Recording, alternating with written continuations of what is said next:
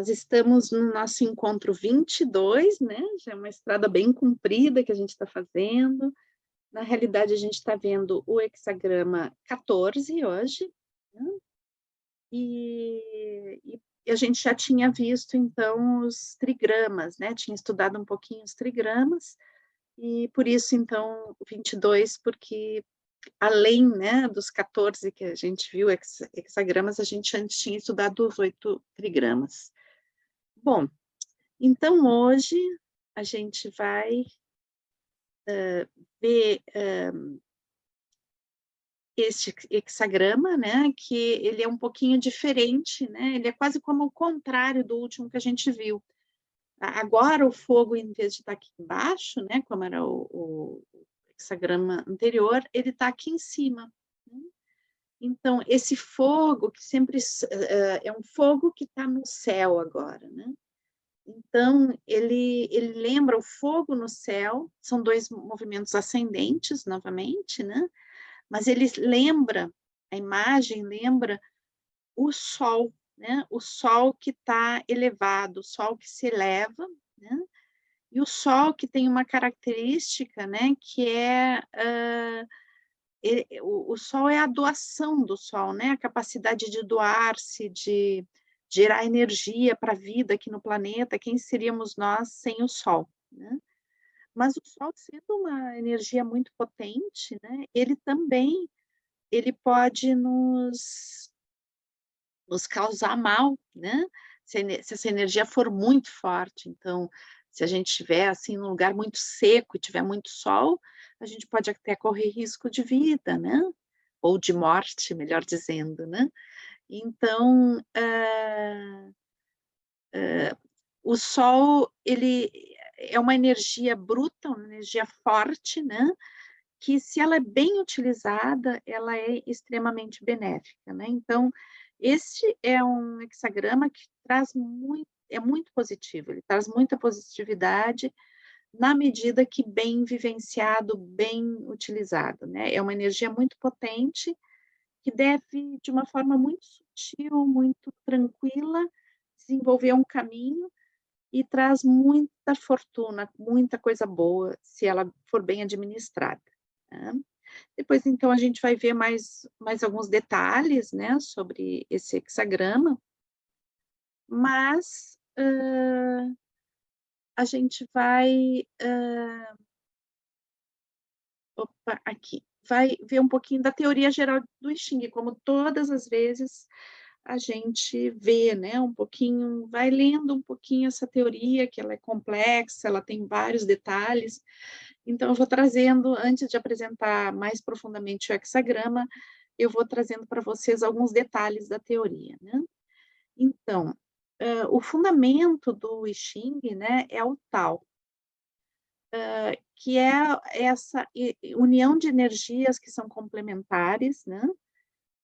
E que elas têm essa capacidade de uma se transformar na outra, né? Então, que na realidade elas são opostas, mas elas são complementares, né? Então, o Tao, ele é um princípio que compõe todas as coisas, em tudo existe essas duas energias pulsando, em nós, na vida, no mundo, né? Em tudo que se manifesta existe essas duas energias. Então, o Tao, ele pode a gente pode compreender a palavra Tao como o caminho, né? E é um caminho que a gente só tem, ele é quase incompreensível, né? Num nível somente racional, né? A gente precisa vivenciá-lo para saber exatamente do que se fala quando se trata do tal, né? Dessas energias complementares. Senão fica num plano muito mental e a gente não consegue entender muito bem. Mesmo que a gente tenha todos os conceitos, né?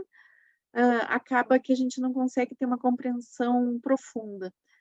E quando a gente vive no mundo, vai para a vida, vai para o caminho, nosso caminho existencial, a gente começa a experienciar essa pulsação, né? E quando a gente está atento, a gente consegue, então, aprender muitas coisas, observando essas pulsações, sentindo essas pulsações, intuindo a elas, né? E é muito lindo quando a gente trabalha isso em biodança, né? A questão dessas polaridades complementares, porque daí, fazendo o contato com essas energias através da dança, a gente tem essa experiência vivencial muito forte, né? Então, num nível arquetípico, inclusive. Então, a biodança nos traz essa vivência, né? Com uma forma muito potente, às vezes até assim uma explicação racional, muito elaborada, mas a gente sabe o que é porque tem a experiência através da corporeidade, do movimento, da motricidade, da emoção de cada uma dessas energias. Então, como tudo tem o tal, né? Tudo está na energia do tal. Então, o I Ching, ele vai ver essas energias pulsando em 3 níveis, tá? Que são os níveis de cada trigrama. Então, a gente sabe que o trigrama tem uma base, uma linha de meio e uma linha acima, né? Então, vou começar aqui o nosso texto de baixo para cima, justamente por causa disso, né? Então, abaixo, tá? A gente vai ter o trigrama terra, tá? O trigrama terra sempre vai ficar embaixo, né? Então, é a base. E na realidade, então, esse trigrama, né? Ele vai pulsar entre 2 energias, uma maleável e outra rígida, né? Então, a linha do meio é o homem, a humanidade, né? Então, existe o tal da humanidade, que é, na realidade, o sujeito que vive aquela ação, né? Então, no humano, o tal se manifesta pulsando entre 2 energias, o amor e a justiça. E depois a gente vai ter no alto, a linha do alto, né? A gente vai ter o céu, né? Que é o conteúdo. Então, a terra é a forma das coisas, né? E o céu é o conteúdo. No meio disso está o sujeito, o humano, né?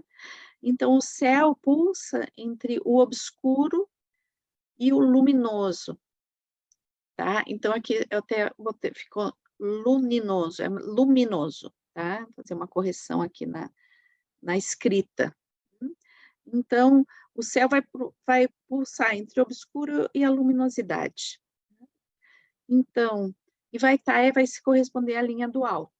Então, é interessante a gente observar aqui que a gente está fazendo uma leitura simplificada dos hexagramas, né? Mas quanto mais a gente vai entendendo essas pulsações, esses significados, são chaves de aprofundamento da leitura dos trigramas e, consequentemente, da leitura dos hexagramas, né? Então, a gente pode ver, por exemplo, uma linha yang na base, né? Ou seja, uma linha yang na base de um trigrama, e essa linha yang, então, ela está pulsando entre, né? Ela está dizendo algo sobre uma coisa de rigidez, né? De mais rígida da Terra, né? Daí a gente vê uma linha, lá sei eu, como esse trigrama aqui do fogo, né? Então, daí a gente vê uma linha aberta, né? Na parte do meio, né? Então, a gente vai ver que é algo rígido tendendo para o amor, né? E, não, tendendo para a justiça. Deixa eu ver só um pouquinho para não me enganar, porque é muito detalhe nisso. Não, tendendo para o amor, tá? E daí lá no céu, tendendo para a luminosidade. Então, isso é uma segunda chave de leitura, né? Para a gente entender mais profundamente o que está se passando com aquele trigrama. Daí existe uma relação entre essas pulsações de energia que estão embaixo e a pulsação do trigrama que está acima. Então, é uma leitura mais profunda que se pode fazer, né? Claro que a gente não vai fazer dessa forma aqui, mas fica a dica para quem quer aprofundar mais, né? Que existem essas possibilidades de leitura quando a gente fica meditando a respeito do trigrama e tem esses conhecimentos, né, ou meditando, faz uma pergunta para o I Ching e quer uma resposta mais profunda, existe a chave de leitura que a gente tem feito sempre aqui, né, que é a chave de leitura mais óbvia, que é o desenho do hexagrama, o que significa o trigrama acima, abaixo, mas depois a gente pode também ter uma leitura mais profunda ainda, em cima das linhas de cada um desses trigramas e a relação entre a totalidade do hexagrama nessa pulsação de linhas. Então, sabendo também que tem linhas que vão se modificar e vão construir outro hexagrama, né? Então, aí a gente vai vendo que pode ter uma leitura cada vez mais complexa, por isso que dentro da cultura chinesa antiga, tinha essa coisa de fazer essas perguntas somente às vezes, né, quando realmente havia uma necessidade de uma resposta, e essas perguntas serem fonte de uma meditação, né? Então, todo esse processo que eu estou contando para vocês, e tem mais ainda detalhes, né? Não é um processo que a gente faz rapidinho uma pergunta para ter uma resposta óbvia, né? Não, é cada vez, quanto mais eu quiser aprofundar na resposta, mais eu vou ter o que pensar, o que sentir, relações a fazer, né? Meditações a fazer. Então, é bem interessante, porque é um processo que pode cada vez ser mais profundo. Bom, então vamos voltar um pouquinho para o nosso hexagrama de hoje, né? Então, aqui a gente tem, né, o trigrama abaixo, que é Shen, né, o criativo, o trigrama de cima, que é Li, o aderir, fogo. Né? Então, forma justamente esse desenho do céu, onde está lá em cima o sol, né? E também a gente pode ver essa linha 5 aqui, né, que é a linha Yin, como uma linha que demonstra poder, ela está numa posição de muito poder. Mas chama atenção, né, esse lugar de poder, uma energia mais delicada. Então, ela fala, essa linha Yin, ela fala de um líder, né, que tem muita visão, porque esse sol a pino, né, ele é uma visão profunda das coisas, ele está muito no alto, então ele consegue ver tudo, né? Mas ele vê, mas é um líder doce, né? Um líder gentil, que age com gentileza, não se impõe autoritariamente, é um líder que tem lucidez para lidar com as coisas, né, que vão sucedendo, é gentil, né? É um líder com gentileza. Então, é interessante, né, essa visão, né? Justamente porque essa linha 5 é uma linha que demonstra liderança, né? Ela traz a questão da liderança.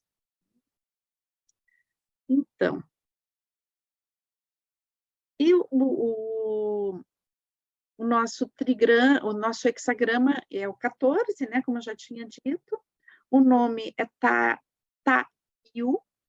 Eu sempre peço desculpa pela pronúncia, porque eu não tenho ideia, né, de como seria a pronúncia. E ele chama no livro, em português, Grandes Posses.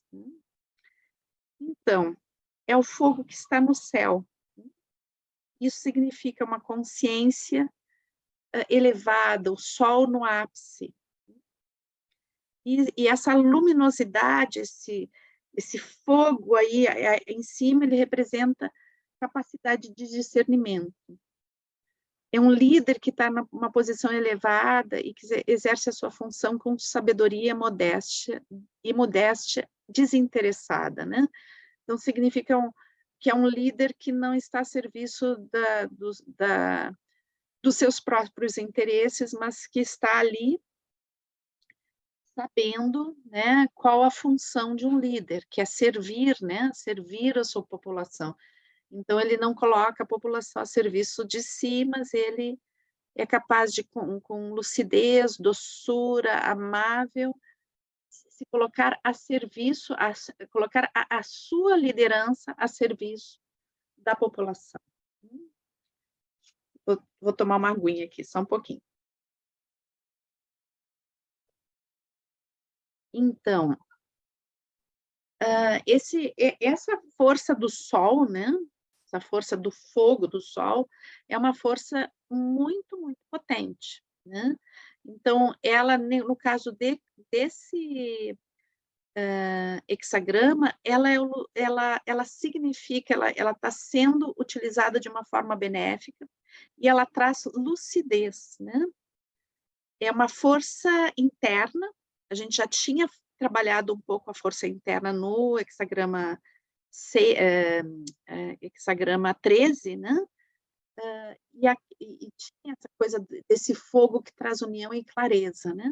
Agora essa clareza se elevou, então é uma força aliada à clareza, né, aliada ao discernimento. Então, é um líder que sabe da sua potência, né, mas que tem discernimento, tem clareza, e daí que se manifesta de forma muito gentil e ponderada.